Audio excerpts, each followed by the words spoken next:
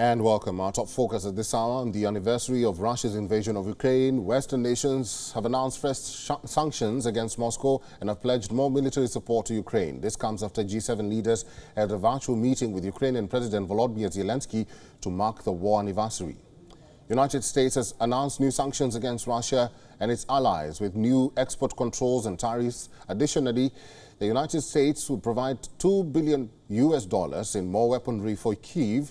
This aid does not include F-16 fighter jets that Ukraine had requested, but includes more ammunition for the high-mobility artillery rocket systems, or HIMARS, and a number of different types of drones. Alongside our international allies and partners, we remain committed to supporting the Ukrainian people with the security assistance they need to defend their nation and take back their sovereign territory. And we will stand with Ukraine for as long as it takes. The European Union has also approved its 10th round of sanctions against Russia. The sanctions include tighter export restrictions regarding dual-use goods, as well as measures against entities supporting the war, spreading propaganda, or delivering drones used by Russia. Canada, meanwhile, says its fresh sanctions will target 129 individuals and 63 entities, including Russian deputy prime ministers and other officials. Prime Minister Justin Trudeau has said that the country will be providing 4 more Leopard 2 battle tanks to Ukraine and over 5,000 rounds of ammunition. A critical part of our support is to impose further costs on Russia for its illegal and unjustifiable actions.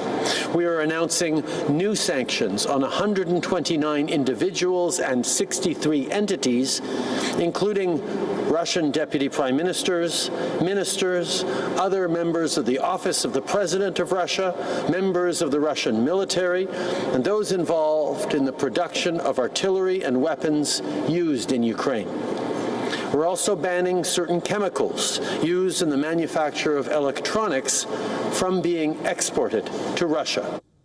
The Australian government too announced that it has imposed new sanctions against 90 Russian individuals and 40 entities. The latest targets include Russian ministers overseeing energy, resources and industry sectors and key players in defense. Meanwhile, Moscow has reacted by saying the new measures will not work. By reacting to sanctions by US, the Russian ambassador to the United States, Anatoly Antonov, has said the new sanctions were thoughtless and designed to make Russia suffer.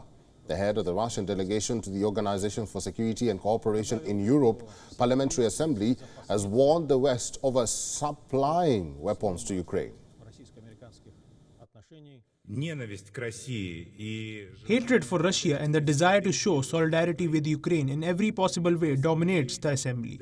Weapons, weapons, weapons, victory, victory, victory. This is the key message of most of the speeches during the Winter Assembly. I want to emphasize once again that more the weapons, the further we will go.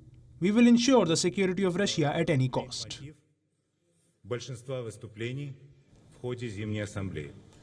Russia has been targeted with multiple rounds of Western sanctions since the war broke out in Ukraine. Though these sanctions have damaged the Russian economy, Moscow has still been able to fund the war. Amid the sanctions, Russian economy is even expected to outperform other Western nations.